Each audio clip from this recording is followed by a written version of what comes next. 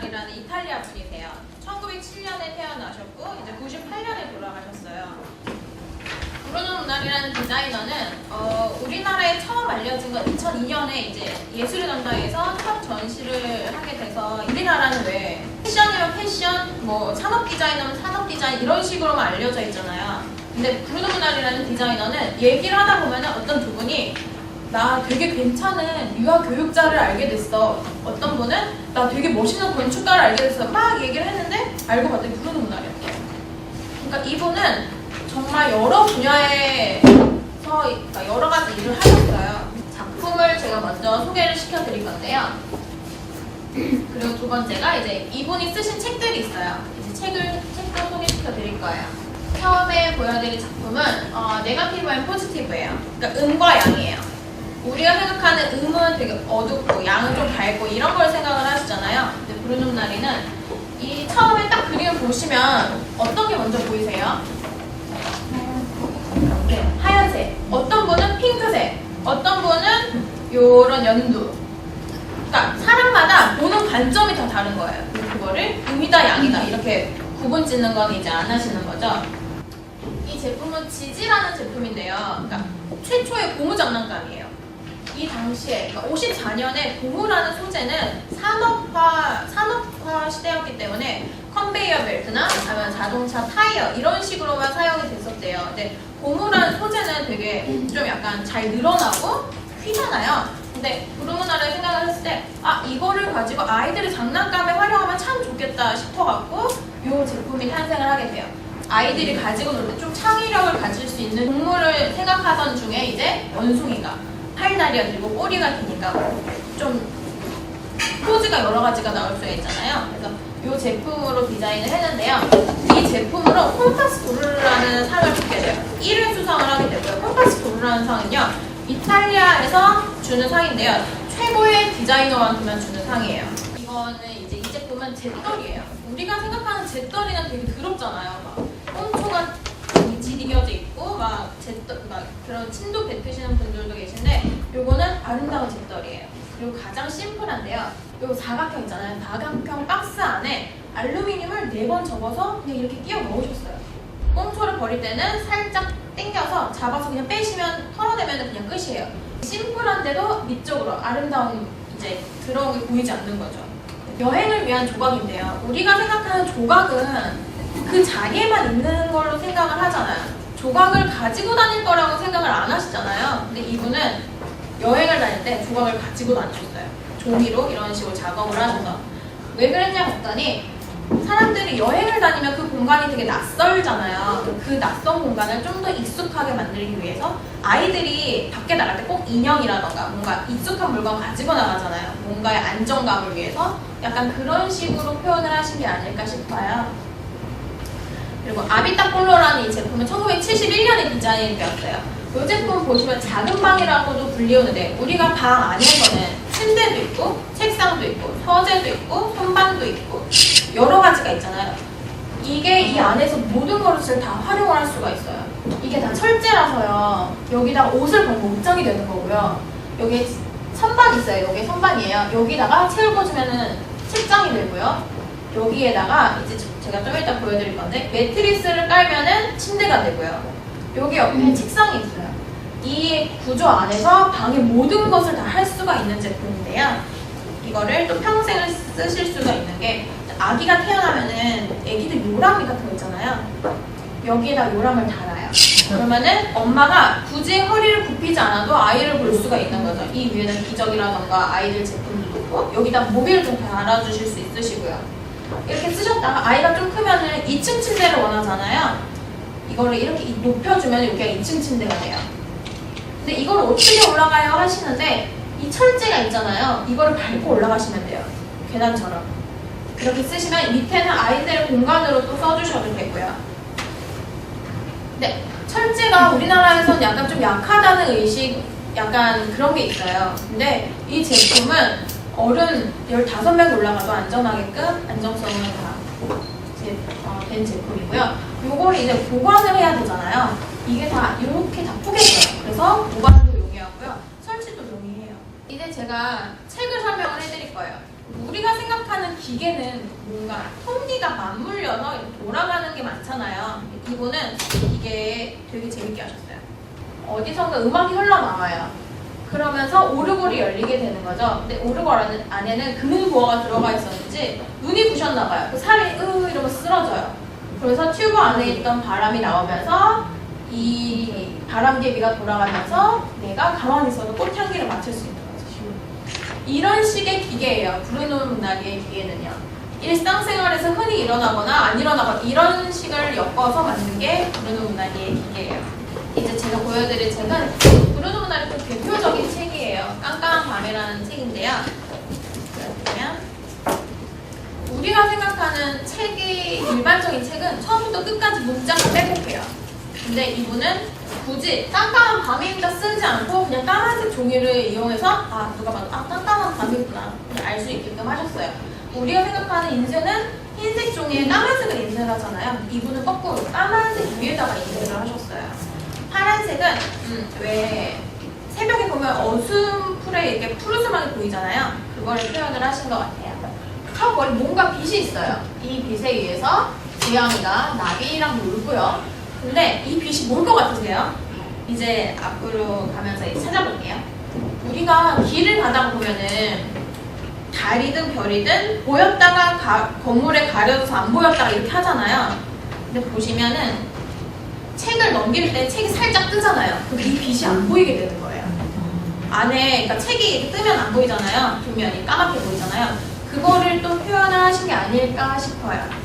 그래서 여기 보시면은 혹시 방금 거에서 오신 거 있으세요? 보시면 이 뒤에 요거 보이세요? 이거는 아이들만 발견을 해요. 네. 어른분들은 이거를 발견을 못 하시더라고요. 아이들만 이걸 보면서 정말 까르르 웃어요. 그래서 이 빛에 의해서 도시도 돌아다니고요. 이렇게 데이트도 해요. 그래서 동물들과 많은 사람들이 이 빛에 의지를 하게 되는데 정말 궁금해지는 거예요. 도대체 이 반짝이는 빛이 뭘까? 라고 사다리를 타고 올라가 보기로 해요. 그래서 이 빛에 다다랐을 때쯤에 사다리가 무너져요. 그래서 이 빛의 정체를 알지 못하고 아침을 맞이하게 됐는데 아침에 봤더니 이게 반딧불인 거예요. 아침에 안개 끼잖아요. 안개 낀 숲속을 이제 걸어 나가는 거예요. 보시면 안개는 앞에 있는 걸 잘 보여요. 좀 멀리는 걸 잘 어스름푸르게 보이잖아요. 그거를 트레싱지로 표현을 하셨어요. 보시면은 앞에 있는 건 잘 보이고 저 멀리 있는 건 이제 아까 보였던 반딧불은 안개 속에 사라졌어요. 그래서 지네는 발이 많아서 신발을 닦고 있고요. 이런 식으로 숲속에서 볼 수 있는 많은 것들을 보여줘요. 근데 저 멀리 뭔가 보이잖아요. 저기로 가보기로 해요. 가봤더니 동굴인 거예요. 근데 동굴은 표면이 되게 거칠잖아요. 그 거친 느낌을 표현해주기 위해서 또 종이를 바꾸셨어요. 그래서 동굴 안에 들어갔더니 동굴 안은 크기도 모양도 다 제각각이잖아요. 그래서 우리가 안개 속도 걸어오고 밤길도 걸어온 것처럼 동굴 안도 들어가는 듯한 느낌을 받게끔 해주시는 거죠. 그래서 커팅이 다 달라요. 그래서 이런 안에 보물상자도 있고요. 계속 들어가 봤더니 이런 벽화들도 있고요. 또 강이 있는 거예요. 그래서 물고기들을 지나서 또 들어가 보기로 해요. 돌도끼들도 나오고요. 이런 화석들도 나와요. 그래서 이런 종류석까지 동굴 안에서 볼 수 있는 건 다 보여주는 거죠. 동굴 밖을 나왔더니 이 하늘에는 다시 반짝이는 무언가의 빛이 또 있는 거죠. 이 빛이 아까 만났던 반딧불일 수도 있고요. 아니면은 별자리일 수도 있고, 아니면 저 멀리 보이는 마을의 빛일 수도 있는 거죠. 이거는 이제 읽으시는 분들이 이제 생각을 해주시면 되는데, 그래서 많은 분들이 이 책에 영향을 많이 받았다고 해요. 문나리 동물원이라는 책은 이 제품은 안데르센상을 수상한 제품이에요. 이 제품은 보시면은 되게 좀 처음에 첫 장을 딱 펼치면 주의사항이 있어요. 뭐 사자 우리 안에 들어가지 마세요. 뭐 간식을 주지 마세요. 그러니까 정말 동물원에서 하지 말아야 될 것들을 써놨어요. 그래서 아이들이 그걸 보고 되게 좋아하더라고요. 그래서 좀 일반적인 동물원 책이 아닌 아이들이랑 현실과 이게 동화책 아닌 현실인지 동화인지 헷갈리게끔 그래서 되게 단순하면서도 아이들이 쉽게 볼 수 있는 그런 책을 디자인을 하셨고요. 이제 안개 속의 서커스라는 있는데요. 이 책은 아까 보셨던 그 깜깜한 밤이라는 책의 이제 다음 버전으로 나온 책인데요. 이 책은 처음에 딱 펼치면 이렇게 있는 구절이 있는데요. 안개 속의 새는 높게 날지 못한다라는 구절을 시작을 해요. 그래서 안개 속에서 이제 서커스를 가는 길인데, 서커스를 가면서 우리가 생각하는 서커스는 되게 화려하잖아요. 이거를 이렇게 종이로 표현을 하세요. 근데 한 장에 한 가지 색지만 사용을 하셨어요. 그런데도 이 책을 다 보고 나시면 되게 화려한 느낌을 받으세요. 그러니까 색상을 한 장씩만 썼지만 이거를 다 구멍을 뚫으신 거예요. 그래서 이 내용이 계속 이어지게끔 이런 식으로 한 장 한 장 내용이 다 이어져요. 그래서 책을 다 보고 나면 되게 화려한 느낌이 들었는데 이 제품은 1도 인쇄예요. 까만색으로밖에 인쇄가 되지 않았어요. 그래서 이거를 좀 이따가 나중에 시간 낼 때 책을 보시면은 아 제가 어떤 얘기를 했는지 아실 수 있으실 거예요. 그리고 플러스 마이너스라는 책이에요. 이 책은 72장의 카드가 있어요. 트래시인지 뭐 하드보드지 그냥 배경지 또는 스크린 프린트가 되어 있는 필름지가 있는데요. 제가 좀 이따 보여드릴 거예요. 이 카드는 카드를 더하고 빼면서 이야기를 만드는 카드예요. 노란 모자 이야기인데요. 우리 빨간 망토 이야기 아시죠? 할머니네 집 가는 늑대가 와서 이거를 이제 현대판으로 풀어내셨어요. 보시면 도시가 되게 빨리 발전하고 빠른 이런 식 많잖아요. 그거를 이제 제로그래피로 이제 콜라주 방식으로 이렇게 작업을 하셨어요. 그래서 교통의 빠름, 그러니까 도시의 성장 이런 것을 이렇게 표현을 하셨고요. 두 번째 이야기가 이제 초록 모자를 쓰는 아이인데요. 우선 책을 먼저 보여드릴게요. 지금 보시면 그림은 그려져 있지만 배경들을 보시면 그린 게 아니고 도장이에요. 도장, 잉크의 강약으로 이걸 표현을 하신 거세요. 그러니까 우리가 도장으로 그림 그릴 생각 전혀 안 하잖아요. 근데 이거는 도장으로 이런 식으로. 그리고 마지막은 하얀 모자 이야기인데요. 안에 글씨만 써있어요. 백지예요. 이 제품은. 그래서 아이들이 어떤 아이가 이 책을 다 보면서 우와! 눈이 되게 많이 내렸다 이렇게 얘기를 했대요. 그래서 맨 끝에 보면은 파란색 점이 두 가지가 있어요. 두 개가 이렇게 딱 찍혀 있어요. 그게 스스로 아무것도 없는 제품이에요.